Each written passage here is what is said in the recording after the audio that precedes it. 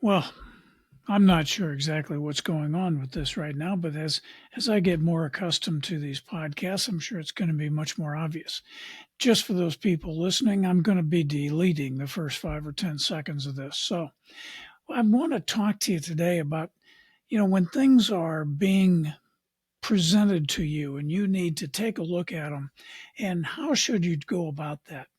And I use as an example of a time when my dad was being looked at by another church, and they decided that they wanted to come and really dig into his past and his background to make sure that he was going to be good or not good for that church.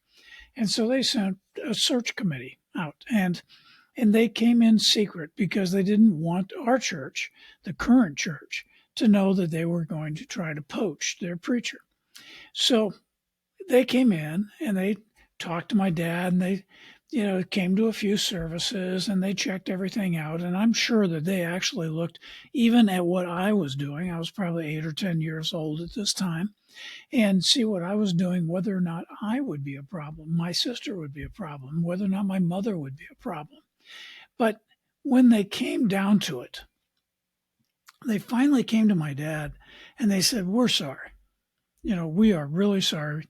We know that we probably got your juices flowing a little bit as you were thinking about what is that could happen if we had come to our church. But we're not going to give you that offer. We're going to go otherwise." And my dad rightfully looked at them and said, "Why? What is it that is about me that wasn't appropriate?" And the lady sat there. Now this was in the 1950s.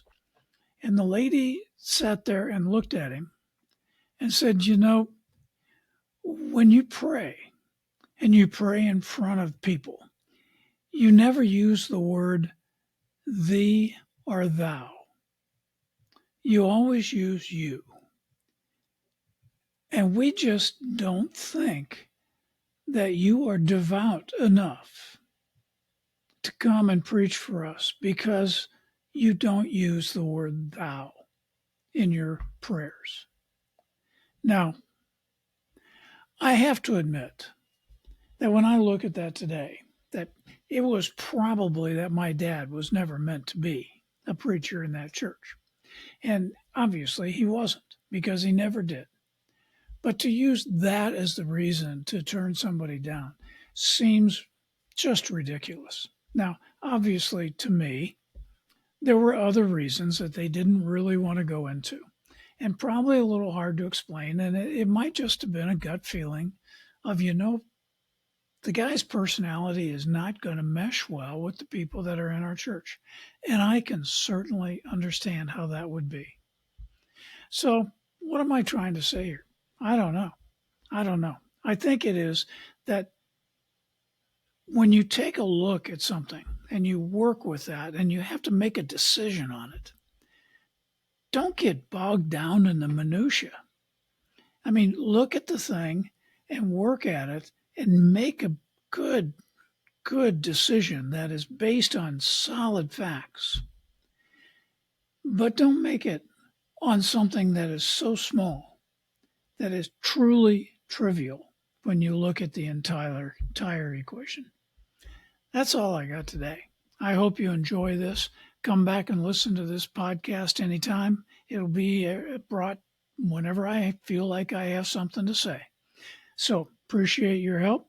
By the way, I do have an audio podcast, Son of a Preacher podcast by GW, and I'm GW.